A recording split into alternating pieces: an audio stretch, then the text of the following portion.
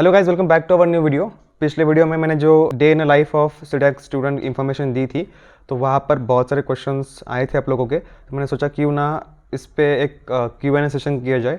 तो मैंने question list out करके रखे और उनके जो मेरा एक्सपीरियंस रहा अभी तक का सीडेक का 5 मंथ्स का, तो वो इन्फॉर्मेशन मैं आपको देने की कोशिश करूंगा। तो अभी चलते हैं फर्स्ट क्वेश्चन की ओर। यहाँ पर क्वेश्चन पूछा गया है कि आपकी ब्रांच कौन सी है। तो मेरी ब्रांच इलेक्ट्रिकल है। तो रिगार्डलेस ऑफ एनी ब्रांच, अभी तो मैकेनिकल और सिविल वालों को भी DBDF फील्ड में जो है एंट्री मिल गई है। सीडेक में तो अपने डैक कोर्स में तो आपको पहले से ही था मैकेनिकल और बाकी ब्रांच वालों को। तो DBDA में भी अभी बाकी और ब्रांचेस को यहाँ पर जो है आपके लिए कोर्स ओपन कर दिया गया है। इसकी रिक्वायरमेंट 55% है। तो सेकंड क्वेश्चन है, अपने सीकैट की प्रिपरेशन कितने मंथ्स में की थी।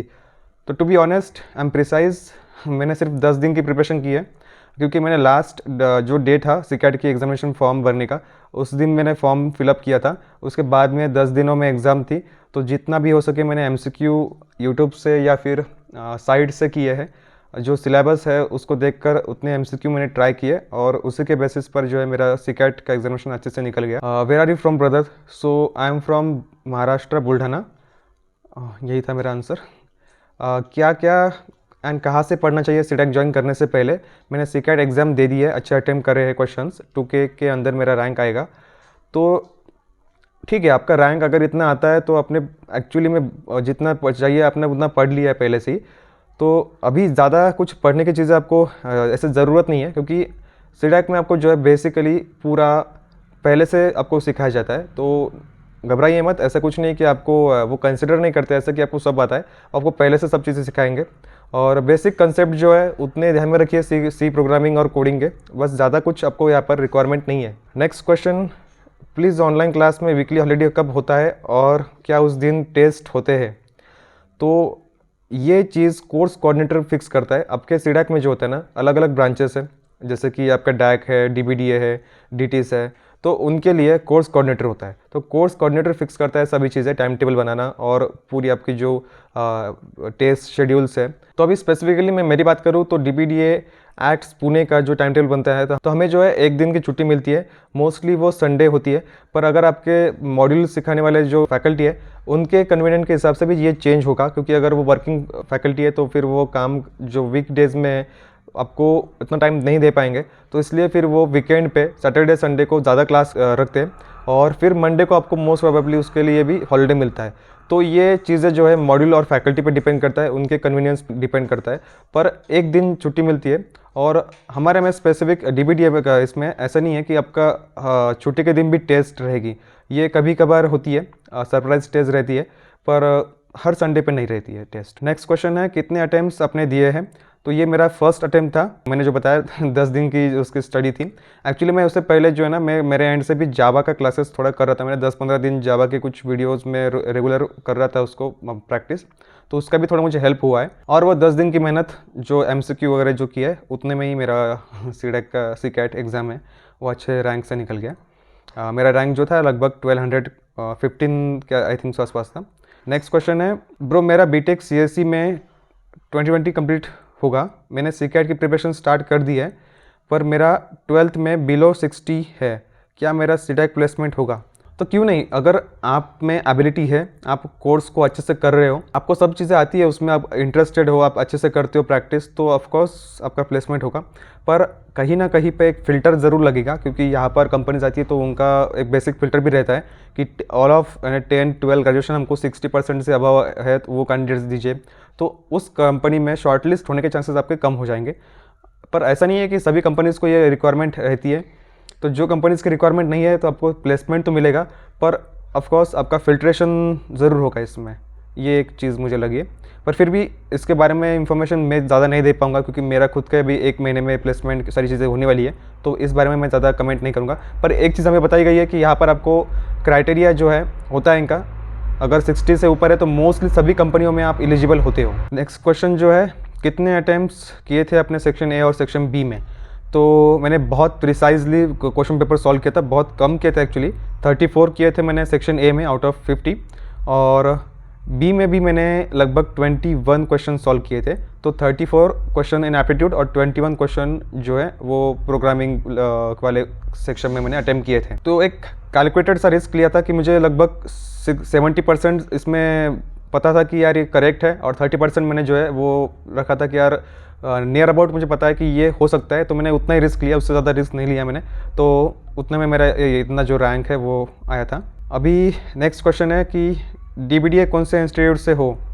तो पहली बात, मैं DBDA कर रहा हूँ फ़िलहाल, अभी मार्च में हमारी एग्ज़ाम होगी, तो मैं DBDA कर रहा हूँ पुणे एक्ट से। और नेक्स्ट क्वेश्चन है, अगर सीडैक करने के लिए लोन लेना हो तो प्रोसीजर क्या है। ये क्वेश्चन जो है मैंने एक मीटिंग में एक्चुअली इसका आंसर सुना था।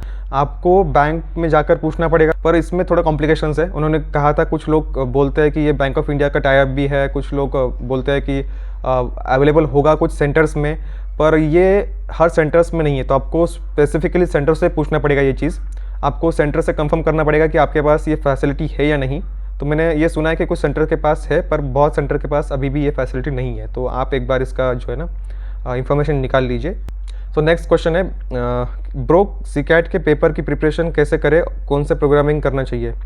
तो बेसिकली देखिए, इसमें मैंने जो बताया आपको, एप्टीट्यूड आपका अच्छा है तो उसमें आपको मोस्ट जो लोग हैं ना एप्टीट्यूड के भरोसे ही आते हैं सीकैट में रैंक लाते हैं अच्छा।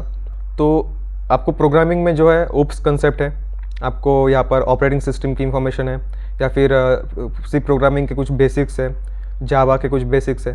तो इतनी सारी चीज़ें जो है ना आप इतना देख लीजिए, और बहुत यूट्यूब चैनल्स भी है जो आपको ये इन्फॉर्मेशन प्रोवाइड करेंगे, तो आप उनके वीडियोज़ और MCQs और उनकी प्रिपरेशन देख सकते हो।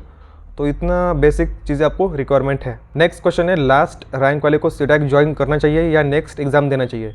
तो इसका जवाब ट्रिकी होगा कि आप अगर इससे अच्छा रैंक लाने की ट्राई कर सकते हो अगली बार, तो एक बार ट्राई कीजिए, पर अगर नहीं होता है तो आई वुड से देखिए, मैं एक्ट्स पुणे से कर रहा हूँ। बहुत लोग मुझे कहते थे कि यार एक्ट्स में नंबर लगना बहुत डिफ़िकल्ट है भी।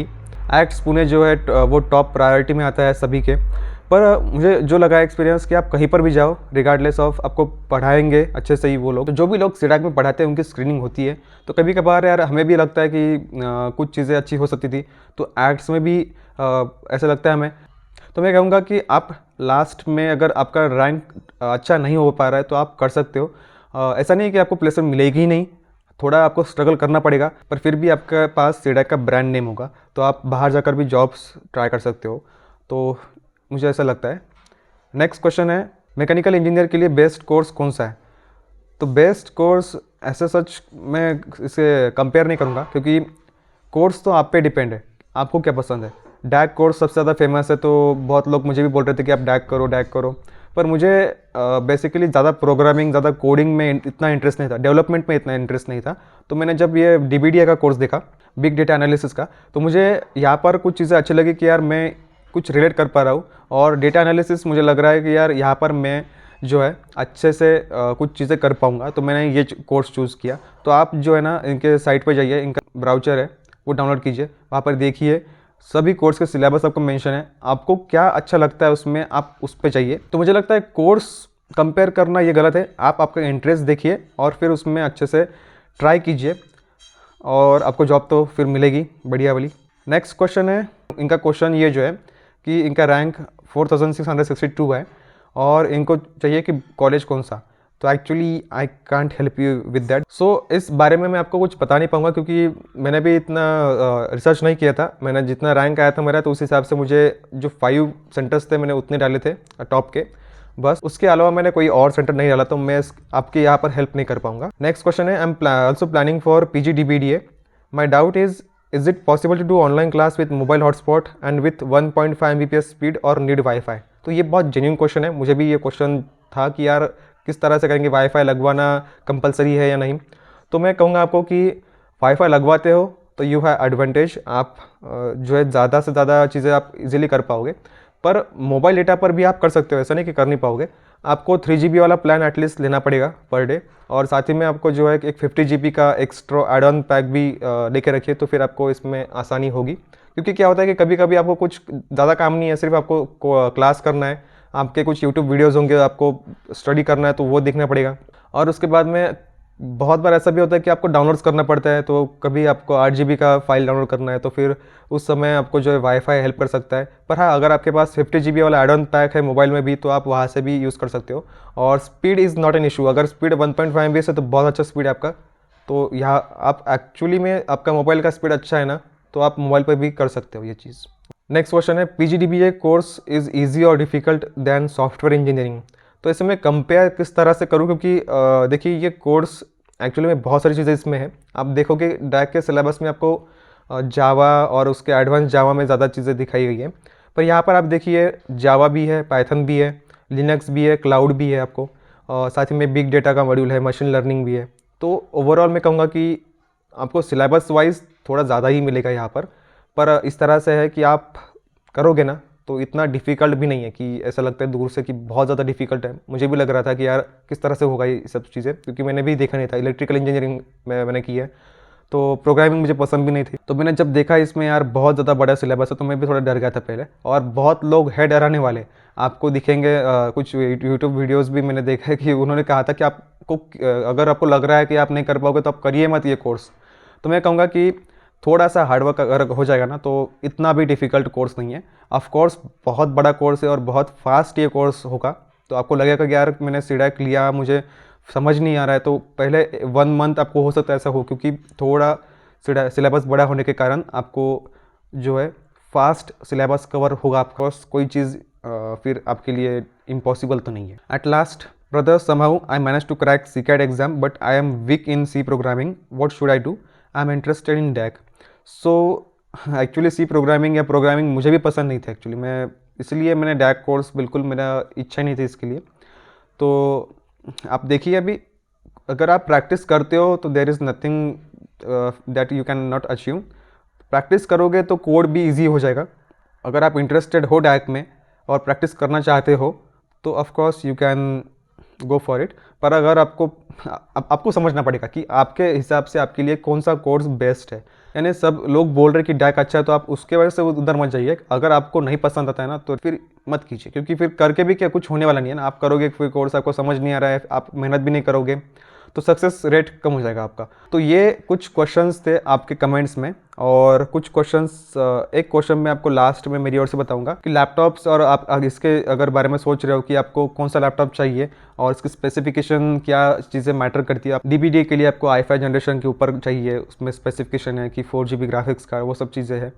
तो ऑफकोर्स अगर आपके पास अच्छा लैपटॉप है तो कोई प्रॉब्लम नहीं है। अगर आप परचेस करना चाह रहे हो तो आई वुड सजेस्ट कि आप i5 परचेस कीजिए। अगर आपके पास i3 है तो हमारे क्लास में ऐसे भी लोग हैं जिन्होंने i3 पे भी किया है, तो that is not an issue, adjustment है इसमें भी। तो ऐसा कुछ नहीं है कि अगर आपके पास i3 है तो आपको वो बेच के i5 लेना है, तो ये मत कीजिए। आपके पास जो भी सिस्टम है वो रखिए। परचेस कर रहे हो तो ऑफकोर्स नया मशीन ले रहे हो तो थोड़ा हाई एंड लीजिए, पर नहीं है आपके पास, that is not an issue. So if you have any other problem regarding कि ऑनलाइन बैच में और क्या चीज़ अलग है या फिर क्या चीज़ है, तो जितना मेरा एक्सपीरियंस है आपको मैं हेल्प कर पाऊंगा। तो आप क्वेश्चंस ड्रॉप कर सकते हो कमेंट में। तो इसी तरह से मिलते हैं एक नए वीडियो में, तब तक के लिए स्टे ट्यून्ड।